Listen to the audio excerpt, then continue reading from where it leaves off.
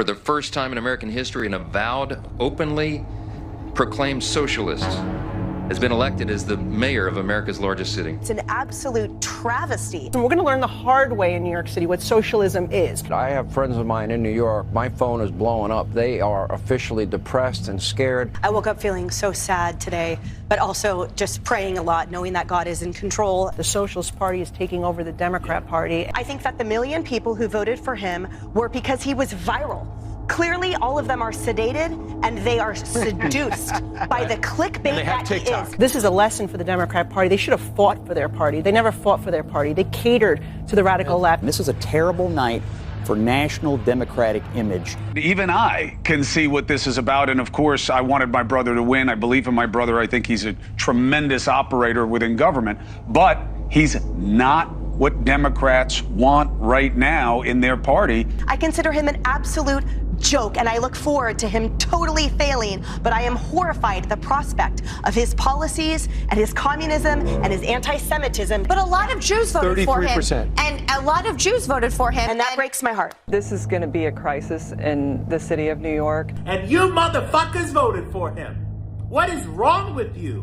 Why, on God's green and watery earth, would you vote for a Muslim? A Muslim? Hey, Curtis, you're a fucking scumbag, like I said all along, all these months. You fucking got 8% of the vote. You split the fucking vote for the $7 million. You were a scumbag. I hope every New Yorker spits in your fucking face every single day. You fucking sold out like fucking Judas sold out fucking Jesus for the 30 fucking coins of silver. Go fuck yourself. Curtis Sliwa, throw this election. Wake up, New York. Shame on you, Curtis Sliwa. You throw the election. Moments ago, we heard a group of Cuomo supporters getting a bit restless. In fact, chanting, "Shame on Sliwa." Shame on Curtis Sliwa. You fucked the whole fucking thing up. New York City. Fuck Sliwa. New York City. You fucked New York City. That was just a small, tiny little taste of the meltdowns that ensued after Zohran Mamdani put the final nail in the coffin of Andrew Cuomo's career. And I promise you, that compilation doesn't even begin to scratch the surface, because the level of hysteria and cope that we're seeing online rivals that of the 2020 election. But I don't blame them for feeling sad and dejected, because yesterday really was a bad day for these losers. But it was an incredible day for everyone else, people with common sense, because Mamdani won. Democrats swept in virtually every single election, which is a really bad sign for Republicans going into 2026. And on top of that, Dick Cheney died. I mean, the universe has handed us multiple gifts, and I, for one, am truly grateful, because times like these don't come too often, these days. So join me in basking in the pure glory of the blessings that have been bestowed upon all of us. But let's start with some more anti-Mamdani meltdowns, because all of them were just pure gold. The Cut reports that centrist celebrity Deborah Messing had a full-blown meltdown on social media over Mamdani's win after she reportedly posted around 100 stories on Instagram within 24 hours, sharing racist memes, calling Mamdani an America-hating jihadist. She also implied that he was a terrorist and compared him to Osama bin Laden, and shared McCarthyist fear-mongering about him being a communist from conservative outlets like CPAC. She even quoted Breitbart, which echoed Trump's endorsement of Cuomo, encouraging people to vote for the serial sexual harasser and social murderer over Mamdani. And I've got to ask, Deborah, are we doing okay there? When was the last time you've gone outside and touched grass? Because this can't be healthy. But please, don't actually do that. Continue to stew away in your mansion and doom scroll on your phone, because I want these feelings that you're feeling of existential dread and sadness to accelerate, because I need more entertainment from you, Deborah. You're entertaining me now more than you ever could in your acting career. Just keep posting through it, you racist piece of shit, because it's very entertaining to me. But Deborah isn't the only celebrity to crash out over Mamdani's win, because Michael Rappaport, I kid you not, unironically posted this meme. I cannot believe this is real. After it was called for Mamdani in last night's election, and this is the meme that conservatives have been using for years to troll the libs, and it's now being used unironically to express unfathomable frustration over the election of a Democratic socialist. I mean, inject this straight into my fucking veins, please. But there's more, because 50 Cent, who I believe is now going to be 49 cents after Zoran implements his 2% tax on the rich, posted this tombstone which reads, "Rip NYC." He's so melodramatic. Founded in 1624, died in 2025. And then we have Eve Fartlow, who tweeted, "And we're fucked," to which somebody responded saying, "Cope harder, bitch." And then she quote tweeted that person saying, "Zoran's voters."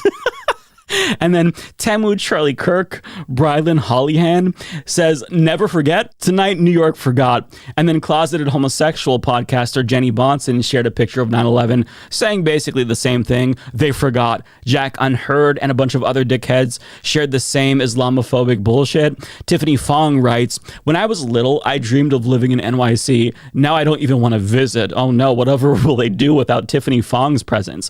Mike Lee says, "There is no problem too large for government to solve and no concern too small for it to care about. Of all the terrifying words uttered by Zoran Mamdani, these might be the most startling. This is now the Democratic Party. Oh no, please don't solve people's problems. That'd be terrible." John Cardillo says, "Hope Curtis Sliwa is happy. His arrogance, ego, and decaying beanie handed the commie NYC." Man, he's catching strays left and right. Poor Sliwa. Will Chamberlain says, "We lost NYC because we lost control of our borders. Simple as." And then Anonymous responded to him saying, "No, you lost NYC because your ideology sucks ass." And he replied, "Trump is your president." And then he got ratioed.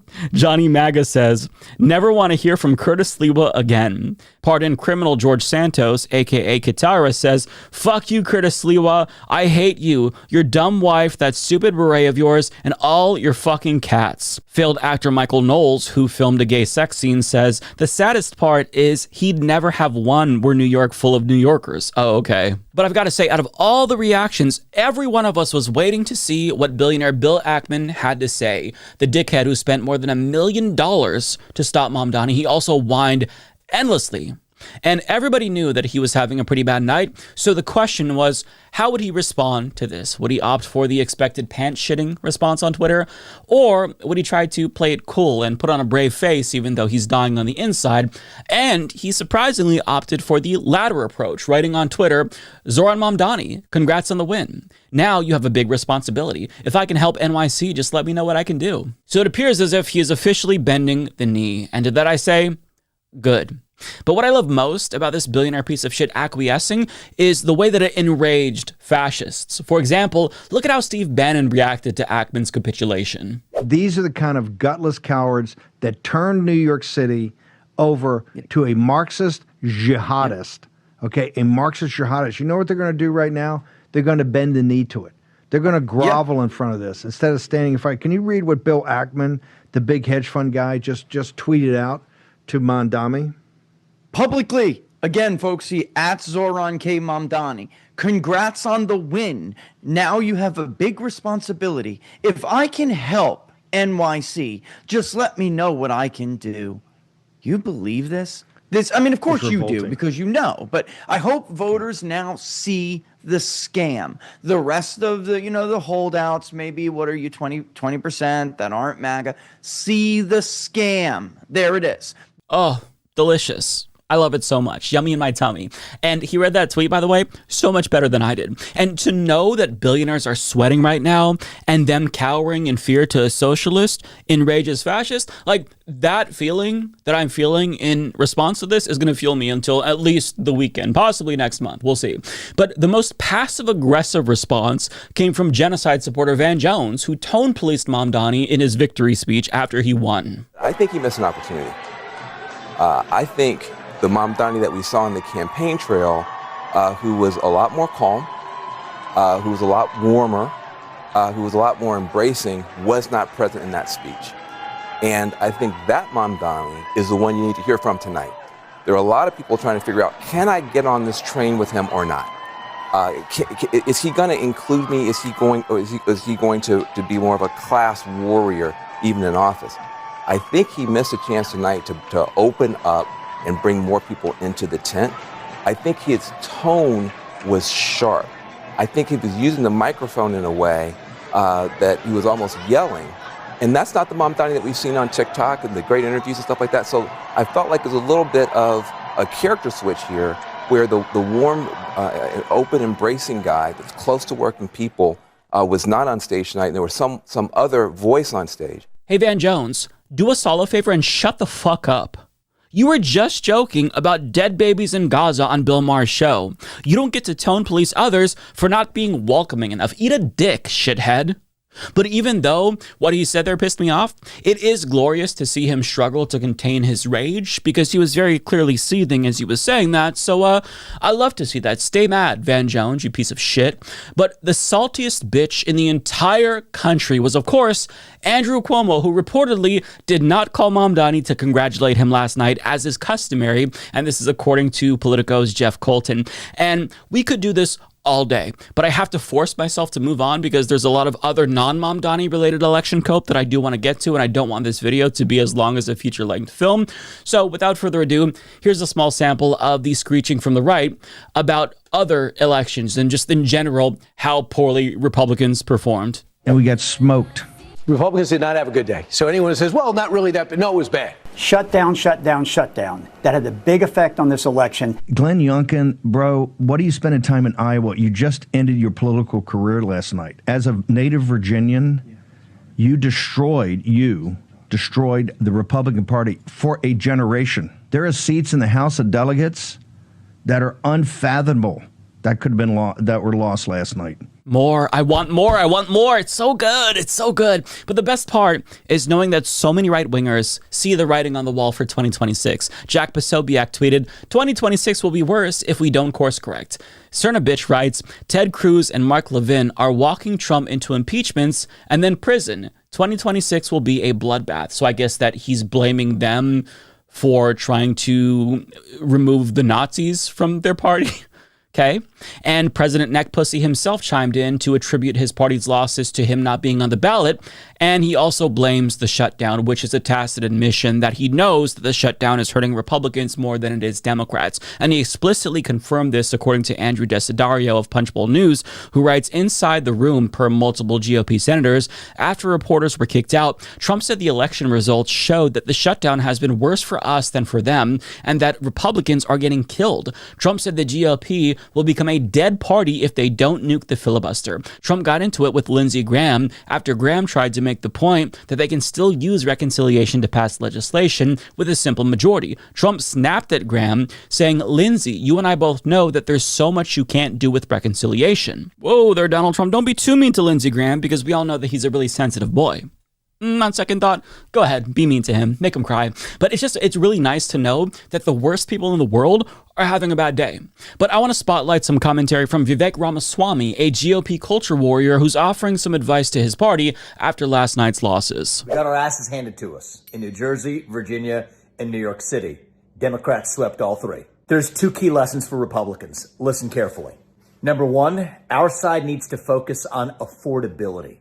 Make the American dream affordable. Bring down costs, electric costs, grocery costs, healthcare costs, and housing costs, and lay out how we're going to do it.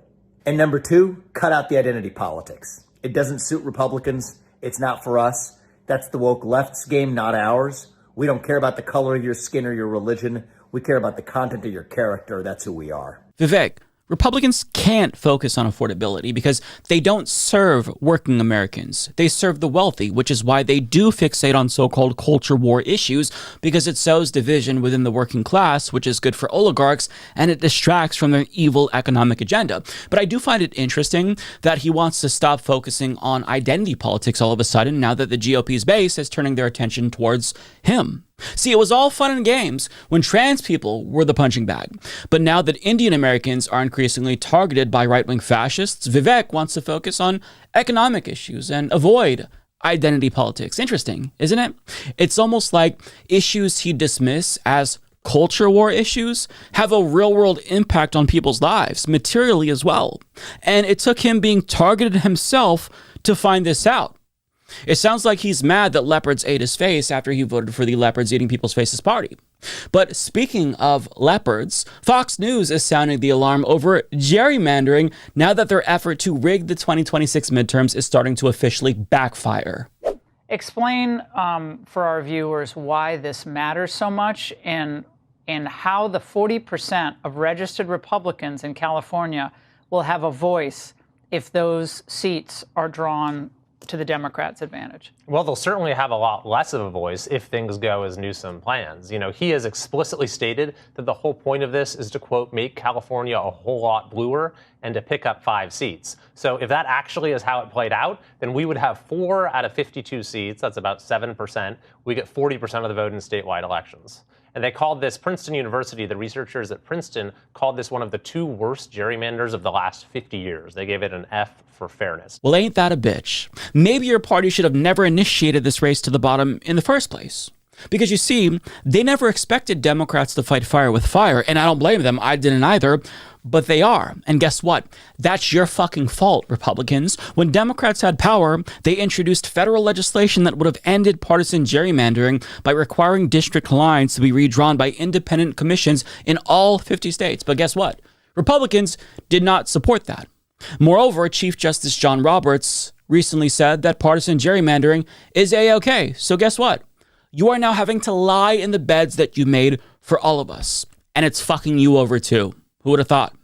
None of us wanted this, but if red states are going to rig elections against Democrats, blue states have no choice but to rig elections against Republicans to even the playing field. You started this, okay? Republicans have nobody to blame but themselves. And on that note, one of the biggest surprises of the night was when Democrat Jay Jones won Virginia's attorney general race in spite of a scandal that was so severe it could have tanked his entire campaign, but somehow it didn't. And to show you what I mean, there were text messages from him from a couple of years ago that leaked where he was basically justifying violence against his political opponents, saying if he only had 2 bullets for 3 people, including Hitler, Pol Pot, and the GOP's House Speaker at the time, he'd shoot the GOP's House Speaker twice, which is a reference to a meme from The Office for those who don't know. He also implied that he was fine with the aforementioned GOP Speaker's children dying because personal pain is the only way to get people to take action on policy when it comes to gun violence, for example. He also accused them of breeding little fascists. Now, after this story broke, he apologized and called his past comments a grave mistake. Nonetheless, his electoral victory shook some Republicans to their core. Matthew Van Swoll, for example, writes, hundreds of thousands of Democrats just voted into office for Attorney General, a man who fantasized about the murder of his political opponents and their children. Democrats just endorsed assassination culture. I don't know where we go from here.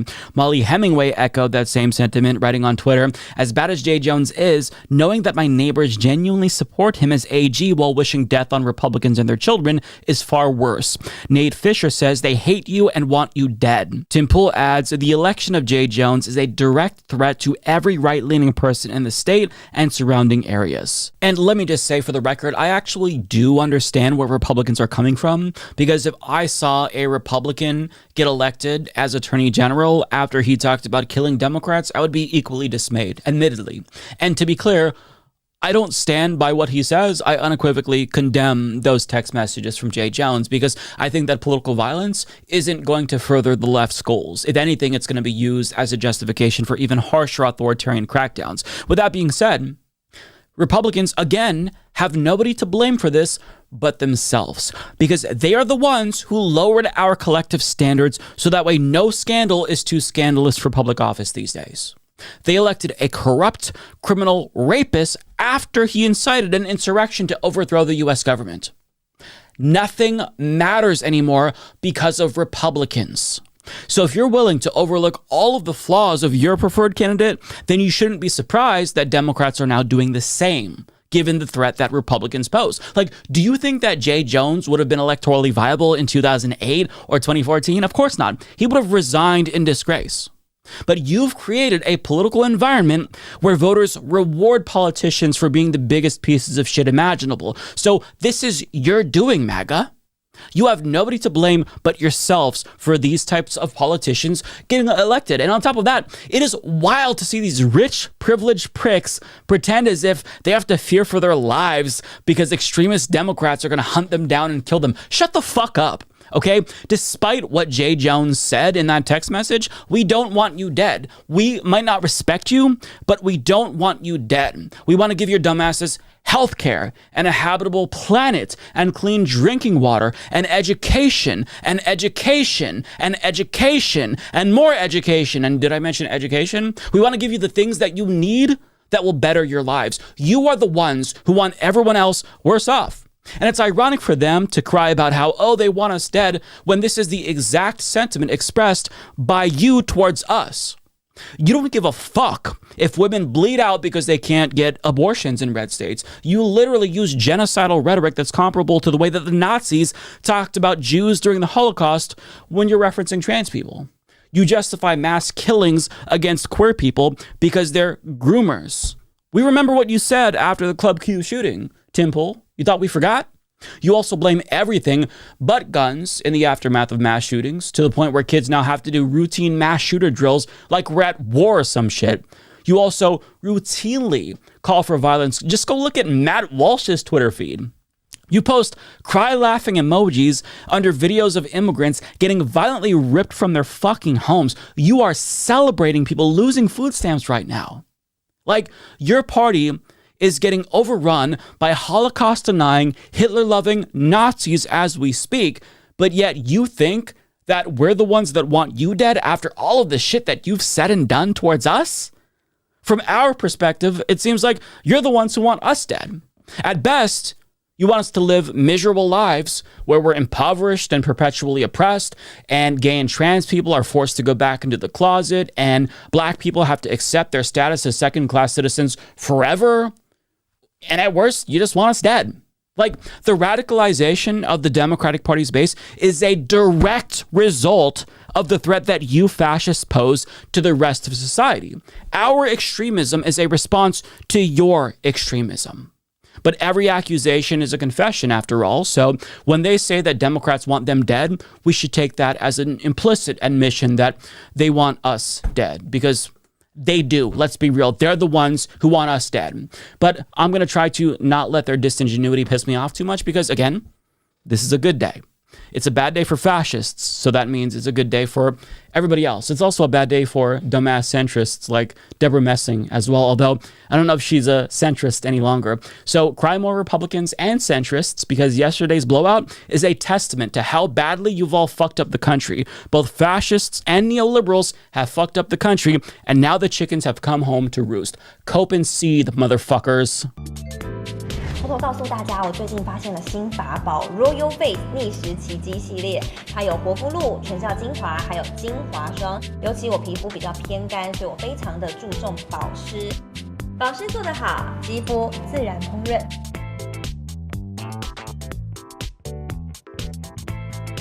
提亮肤色更年轻，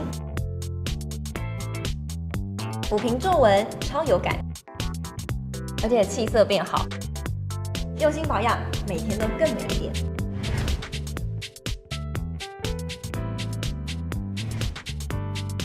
美吧！